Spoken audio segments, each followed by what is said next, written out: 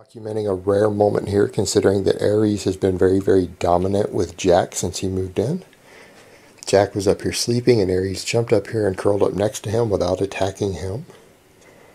So this is kind of a first time I've seen this. I thought I would get this on video. So they're finally getting along a bit better. Khaleesi, on the other hand, whoops Jack's ass on a regular basis still.